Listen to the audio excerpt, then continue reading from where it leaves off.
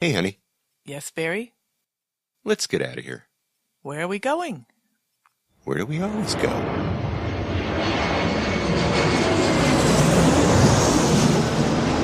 Fascina el viento, este ritmo de palmas, sin ti naturaleza, hasta encontrar la playa.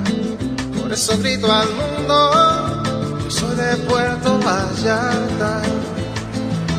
Samba de Puerto Vallarta, noche de arrullo en el mar. Samba de Puerto Vallarta. Hello, fellow travelers, and welcome to this episode of the Puerto Vallarta Travel Show. I am your host, Barry Kessler, and I'm just so happy to be introducing you to my favorite vacation destination. Maybe it's even yours, and that's Puerto Vallarta, Mexico. That music you're just listening to is performed by Alberto Perez. And Alberto is the owner of the Lapa Lapa group of restaurants here in Puerto Vallarta. Those are the Lapa Lapa, the El Dorado restaurant, and at night for dinner, the El Dorado actually transforms into the ever-so-romantic Vista Grill with those dramatic views of the Los Muertos Pier all lit up at night in beautiful colors.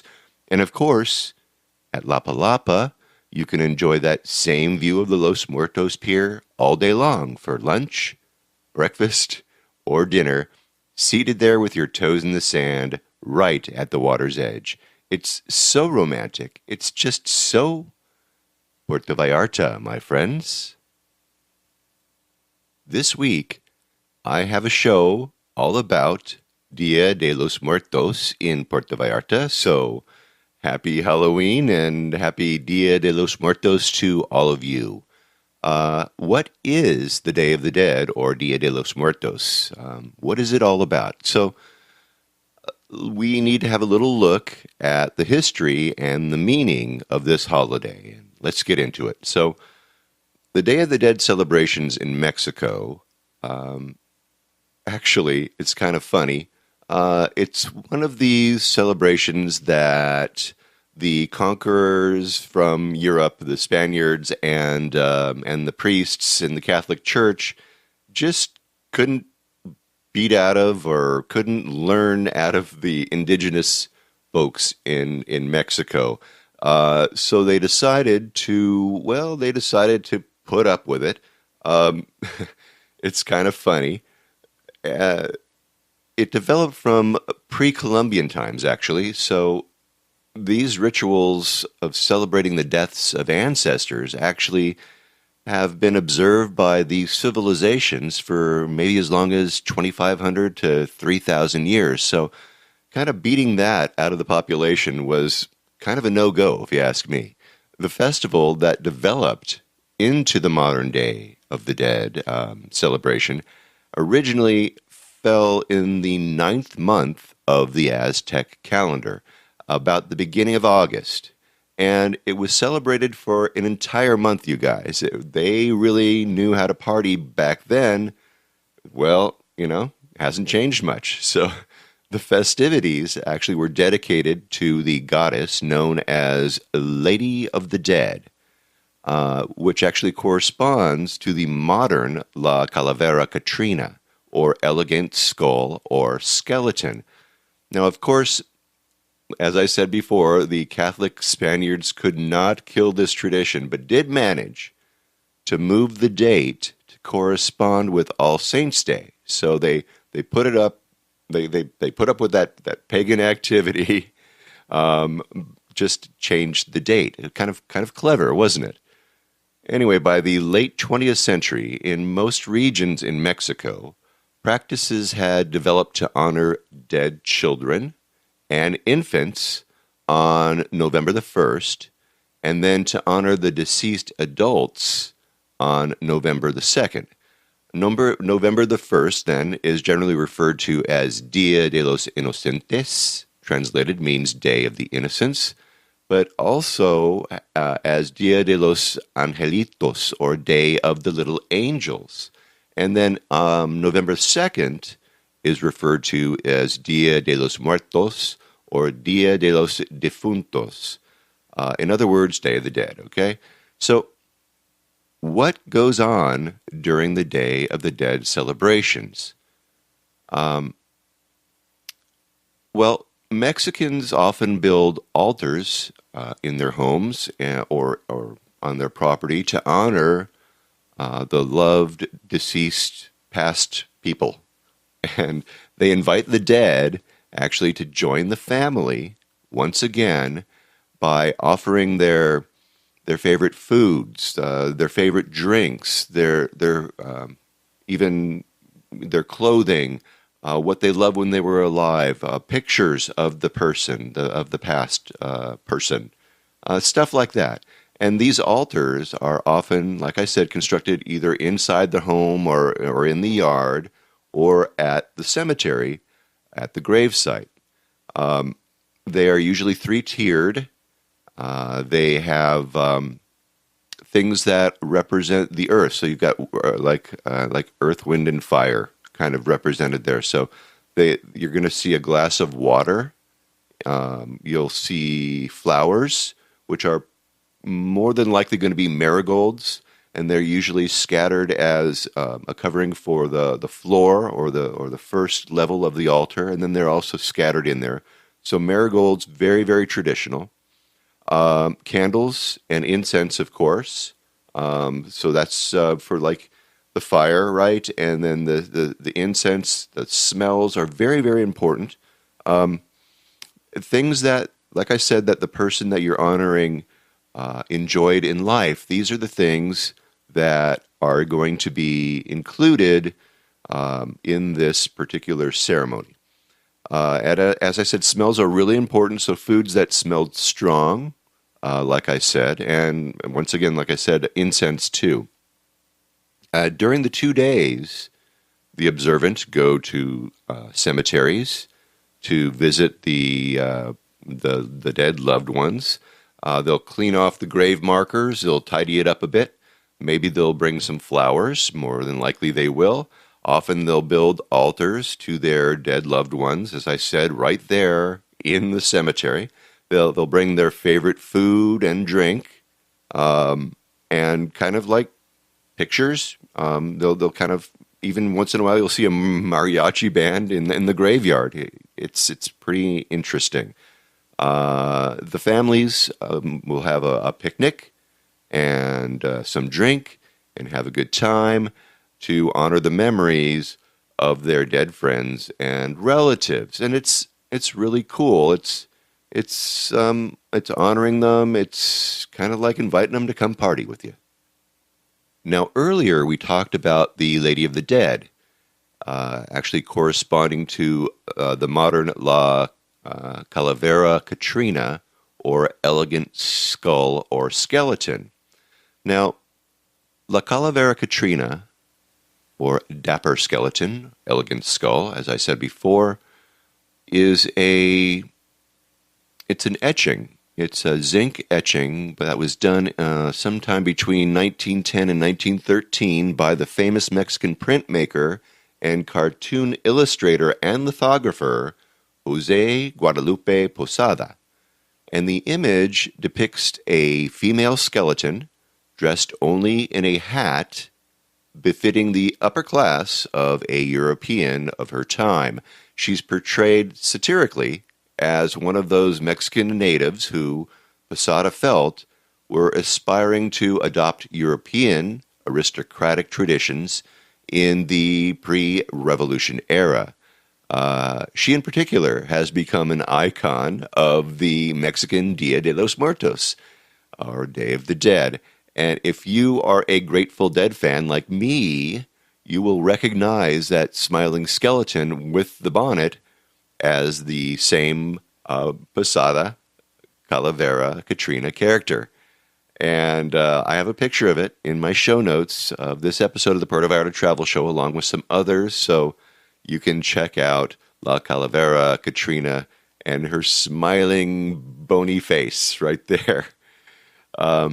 Anyway, there's so many Day of the Dead celebrations that are planned for Puerto Vallarta. On the Malecon, there's going to be There's going to be altars, kind of like what we were talking about before, that are set up along the walk. Some of them are traditional, like I said. They're sponsored by different properties or different hotels or different groups or different restaurants, and some of them are very unique. Some of them, like I said, are very quite traditional with all the trappings of the typical altars, and they're right there. They're kind of cordoned off so that people keep the riffraff away from the altars, but they're really cool to look at. And of course, there's always all kinds of excitement right there that you would see nightly and daily on the Malecon. So that will be there as well. There are going to be parades that will be going down the center of the Malecon with those bigger than life puppet figures. You've seen them. They're people walk in them and then they carry them on sticks over their heads. They're kind of made. I think they're made out of paper mache. Anyway.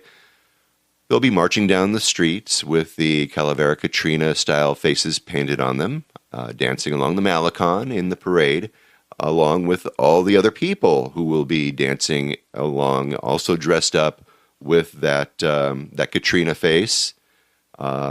You'll see a lot of bony faces, you guys. Anyway, there's going to be concerts at Los Arcos on the Malecon. There's going to be events at Lazaro Cardenas Park, at Parque Hidalgo, at the Pantheon of Diciembre, the 5th of December. All of those things, they're going to be happening all over the place November 2nd and November 1st. So I'm going to have a link to all the festivities that are planned for those 2 days. So check out the link in my show notes because there's just quite a few festivities going on. And along with all of those festivities that are planned, restaurants and nightclubs and theaters, they all have special productions that are geared towards dressing up, geared towards the Halloween holiday. It's just a fun time to be in Puerto Vallarta. And like I said, Dia de los Muertos basically kicks off the high season in Puerto Vallarta. But let's move on to a little something different, shall we? What happens if you experience your very own Day of the Dead in Mexico, right? Let's talk a little bit about that. How about if you're a lover of Puerto Vallarta, and after you die, you want to have your ashes scattered or buried in paradise? Now, a lot of people want to do that. And I know of many people who have. So let's say you want to bring the ashes or the remains of a friend or a family member to Mexico who has requested to be scattered in paradise. What are you going to do? Well, first of all, there's requirements to transfer the ashes. If you're going to be flying with them, you're going to need a death certificate notarized and translated into Spanish, a cremation certificate notarized and translated into Spanish, and you're going to want one photocopy of each of these. Keep in mind that all of the translations, like I said, must be notarized as well.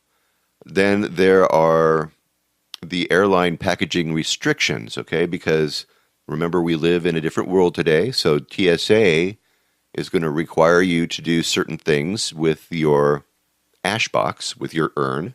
You don't want it to be in something that can't be x-rayed. So transport those in a box that can be x-rayed. So you're going to also want to have this in your carry-on luggage, not in your other luggage that is checked. No metal or lead liners in the containers. So once again, so it can be x-rayed. Make sure that the ashes are stored preferably in a separate plastic bag inside of that container. So double bag them, boys and girls, so that you don't end up with ashes all over the place. And then remember that all airlines have different requirements, so make sure that you check with your carrier before you attempt to take the remains of a family member or a friend into Mexico. Now, once you're in Vallarta with the remains of your loved one, you have many options. Some people choose to be interred in the Botanical Garden, the Vallarta Botanical Garden, in the Garden of Memories. Back in July, over at the garden, Bob Price posted about the Garden of Memories, and he said that many people love the garden so much that they tell their loved ones, when I die, please scatter me at the Botanical Garden. And he says that we are at 11 souls so far, at least that we know of, and we began our phase 1 of our Garden of Memories this week, which are memorial stones in remembrance of a loved departed. And it's located on a breezy hillside overlooking the Peace Garden. This will also be the site of our Dia de los Muertos celebration. So anyway, check it out. I have pictures of the garden, and it looks pretty cool. And I must say that the Dia de los Muertos celebrations at the garden have got to be out of this world with all the flowers that they have at their disposal. And they're just so clever, and they just know how to have a great party at the gardens. So I happen to have a sheet here that talks about their services and what they have. They have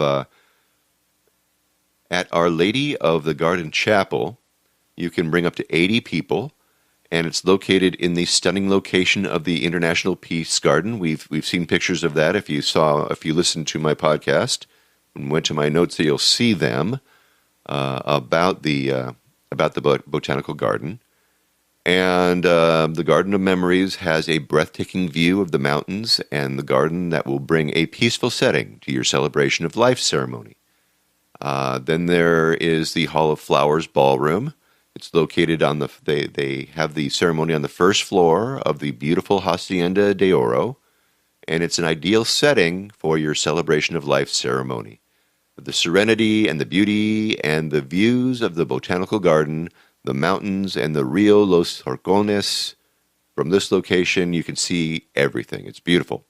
So it allows you to connect with nature, and it's a very, very nice place to have a ceremony.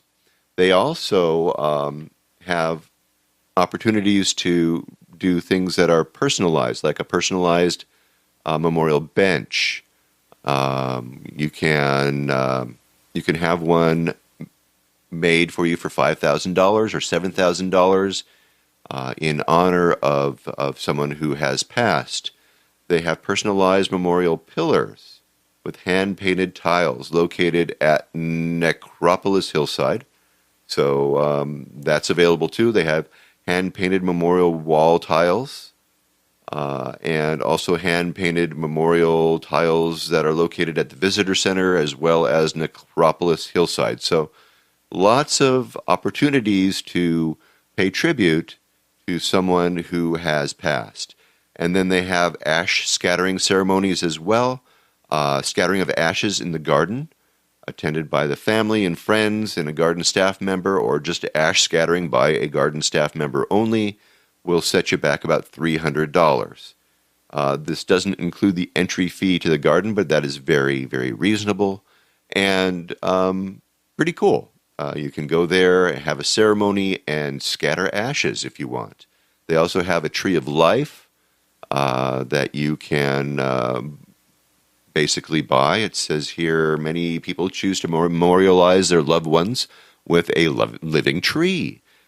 In your celebration of life ceremony, you inter the ashes along with the planting of a tree that'll receive the same loving care as the rest of their prized collection in the garden. Each tree is designated with a customized hand-painted tile and a memorial concrete base. That could be done for $5,000. They have celebration of life receptions, all kinds of things. So I want you to go to my website. You can go ahead and check that out. I have a PDF of all of those things that they happen to offer at the Botanical Garden in the Garden of Memories. And like I said, I got some great pictures on my website in the show notes, so check those out. There's also other things that you can do with your remains or the remains of your loved ones. You could hire a panga person, to help you scatter those ashes at sea. I found a company that does private fireworks shows. Get this. They work with a company who will load your ashes, load your remains into these rockets to be shot up over the bay and exploded as a beautiful fireworks show, as a big bang bye-bye to your loved ones.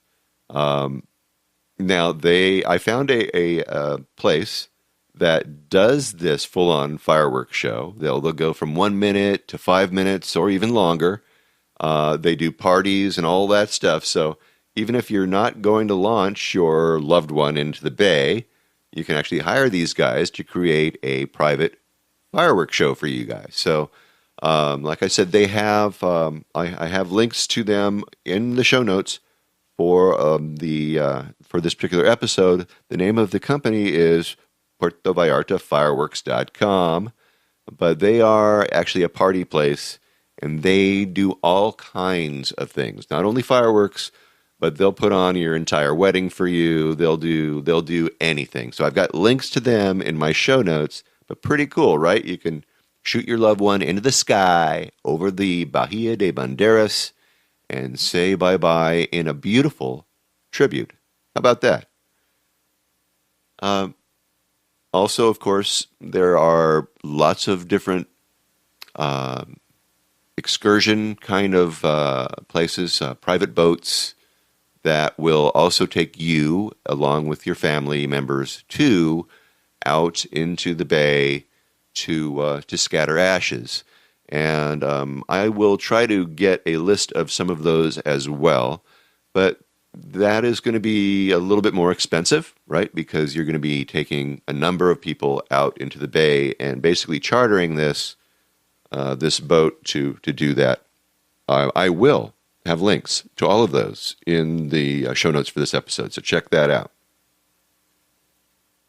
Okay, now, what happens if you are an expat and you happen to die here in paradise in Puerto Vallarta?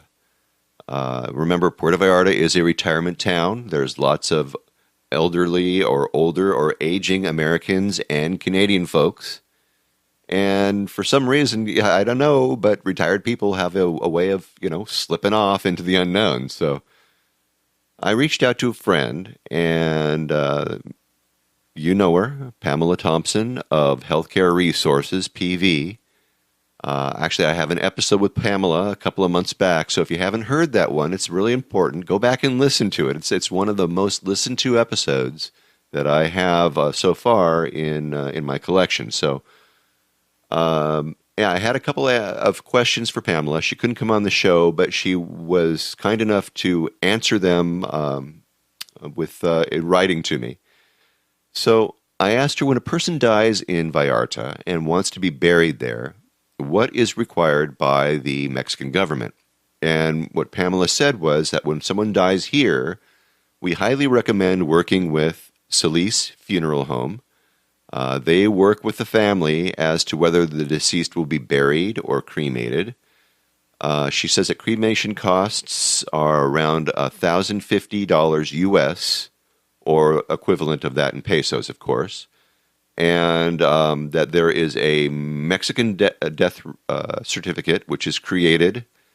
And really that's the only thing that the government requires is a Mexican death certificate. So that's interesting.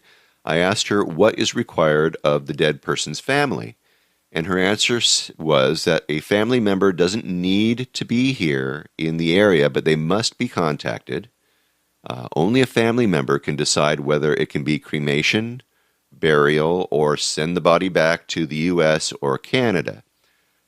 For example, if a person is living here in Puerto Vallarta who absolutely does not want a family member contacted, but has a friend or a partner, they need to have a special affidavit, which she has a copy of that, by the way.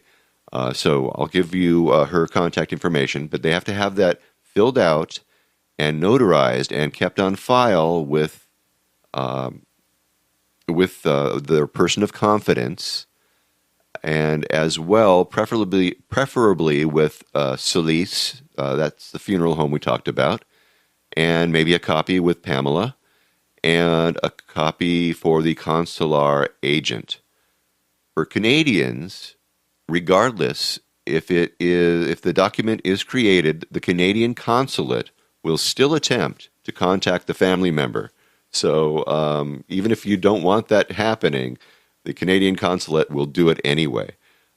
Anyway, only a family member or the person on the affidavit, who is the person of confidence, a friend of yours who you pick out, can actually pick up the deceased person's remains. For example, if Joe Blow dies and thinks that his neighbor or friend can tell the funeral home to cremate him and then come and pick up his ashes, that cannot be done. Things need to be prearranged, like I said, ahead of time. So that affidavit is very, very important.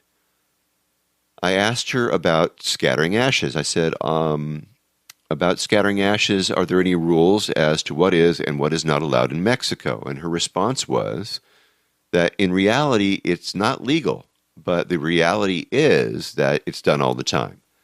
I keep a number of a pongero who does this all the time, takes people out to the bay to scatter ashes. So once again, that would be something that if you can't find somebody, I can get that information for you as well. Okay, and then my next question for her was, how about sending bodies back to the States or to Canada? What happens then? And her answer is that in reality, nothing is required to take ashes on a plane. It's very helpful to have a letter from the consulate and a copy of the Mexican death certificate, but there's no TSA requirements. Now, a body is a different story. It used to be pretty easy to send bodies back to the United States or Canada, and we would send them from the airport in Vallarta, but no longer. Solis, like I said, Solis is the mortuary. They coordinate with the mortuary in the person's home or wherever they're going to be going. And then the body must be transported by ground to Guadalajara and then go through specific security checks. And then there's only specific airports that can accept the body. So the receiving mortuary picks up and takes it to their mortuary. She said that she recently had to send a body to Toronto to get the body to a small town in New York. So she's got a pretty tricky job. It's an interesting subject, isn't it? I think I asked her if she thought maybe we should do another show about this, and she thought maybe it would be a good idea, and perhaps we will at a later date. She says, I sometimes think that I should have an office at Solis. As I said, you should have attended our end-of-life panel. We do this every year, and we cover everything from cremation to wills. So, yeah, that's true. She does have a panel, and we talked a little bit about that in our episode where we talked about healthcare resources and travel insurance, and we talked about medical tourism in Puerto Vallarta, which is Pamela's specialty. So, what does it cost to be buried in Puerto Vallarta? Well, I checked out some of the prices, and I got a price also from Pamela. The cost for burial would be 19,500 pesos, or just, I think that's a little under $1,000 US. And what's included is a metal casket and a cemetery plot. And if you want embalming, which is not usually done in Mexico, you would have to add a few more pesos. So that whole thing, including embalming, is 24,500 pesos, which looks like, another 5,000 pesos to do that, which is about $250 US. Now, many people prepay for a cremation package, she says. And those are people who are living in Puerto Vallarta. They do a prepaid thing, so they're all ready. And when they go, boom, they make an ash of themselves. And for $1,050 US, you can make an ash of yourself in Puerto Vallarta. Isn't that nice? I also have a price list for Solis Funeral Home in the show notes. But their basic service includes like the burial cost, like we talked about, $1,500, depending on the type of casket, of course. But the fee includes the hearse, the chapel, the transportation from the place of death within the city limits to the funeral home and then to the cemetery. And like I said earlier, cremation costs $1,050. If you want to send ashes to the United States, it's $150 depending on the destination. And then there's shipment costs of a body that could cost from $2,100 to $3,500 depending on the type of casket and the weight of the dead and the volume of the dead and the airline and the destination in the United States. And like I said, I have all that information in the show notes as well. So check it out if you are at all interested, okay? Now, yes, anyway, so as long as I was up to checking out what happens when you die in Puerto Vallarta. I mean, this is Dia de los Muertos celebration, you guys. So what the heck, right? Anyway, I went out and I actually asked a rabbi a little bit about if there was a Jewish cemetery in Puerto Vallarta. So I reached out to the Chabad of Puerto Vallarta, and the rabbi told me that they were in the process of actually purchasing property for a Jewish cemetery in Vallarta. He says, we moved here about a year ago, and one of the things we thought would be very important was to have a Jewish cemetery here in Puerto Vallarta. We met with a local cemetery here, and it was called Paradise Cemetery, and they are giving us an option to buy a completely separate area within their cemetery, a standalone section which they could use for the Jewish community. It's an ongoing project that we intend to complete within the year, he says. We need to raise the funds to be able to buy it. There has been an incredible amount of interest from the local community, and speaking with many local Jewish residents, it's surprising how many of them have no plans set up for them and their family for when they pass on, which makes this project all the more important. He continues, according to Jewish law, the body is considered holy, as it was the container and the home for the soul. Thus we give it the utmost respect and attention upon death, being careful to wash it according to Jewish law, and attending to each and every part of it as carefully as possible. In this same vein, Jewish law does not allow the destruction of any limb or organ as would be done through cremation and the like, which means, you guys, that there is no embalming done either in a Jewish ceremony. And then he says that we have a few cases, unfortunately, this past year of Jewish visitors that have died while in Puerto Vallarta, but they were thankfully able to arrange with funeral homes, and they respected the respected consulates and the proper care according to Jewish law for those individuals. So very interesting, right? Anyway, I have links to Chabad of Puerto Vallarta. If you're interested in helping them get a Jewish cemetery in Vallarta, you can get in touch with them if you like. But isn't that all interesting, you guys? With all this talk about dying in paradise, make sure, you guys, as long as we're at it here, that you have travel insurance and all that. And travel insurance is going to have repatriation that's included in the policy. That way you'll avoid having to pay an arm and a leg to have your remains flown back to your hometown. But if you choose to be buried in place right here where the El Dia de los Muertos is celebrated every year for 3,000 years, you just might consider having your remains remain in paradise in Puerto Vallarta. Well, that should do it for this very morbid episode of the Puerto Vallarta Travel Show. Stay tuned for more on-the-ground reports from Puerto Vallarta, Mexico next week with travel tips, great restaurant and excursion ideas, and more.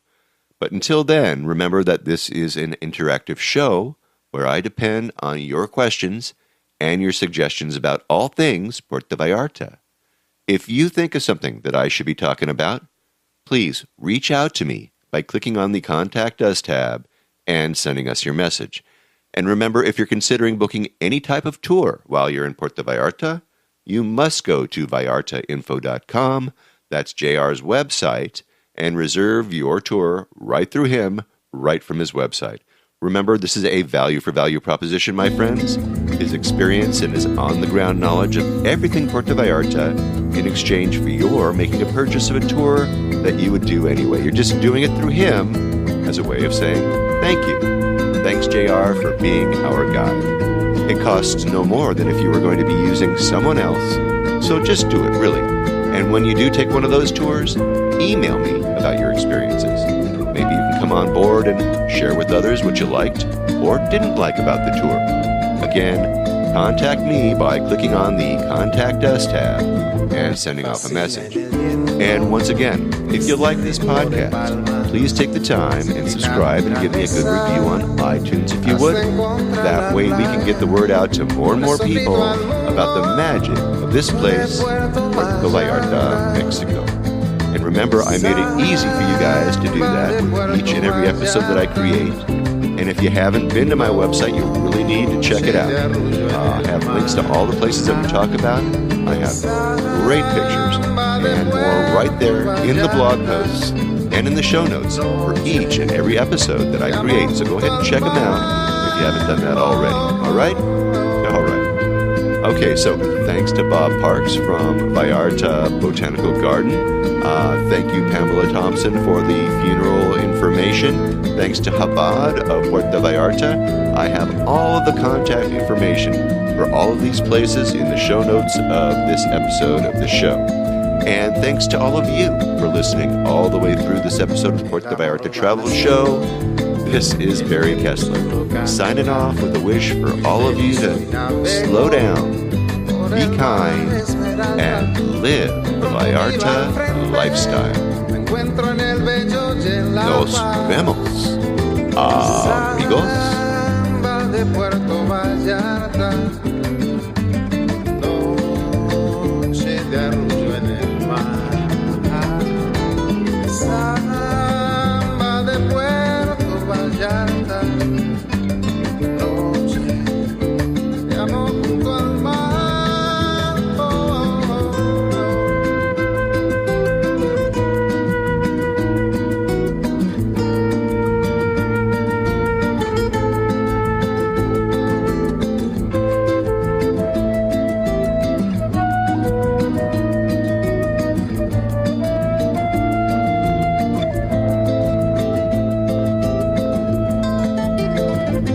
Solo camino interno por la playa, me encuentro junto al río cuando todo está en calma. Pronto cae la noche, brillas Puerto Vallarta.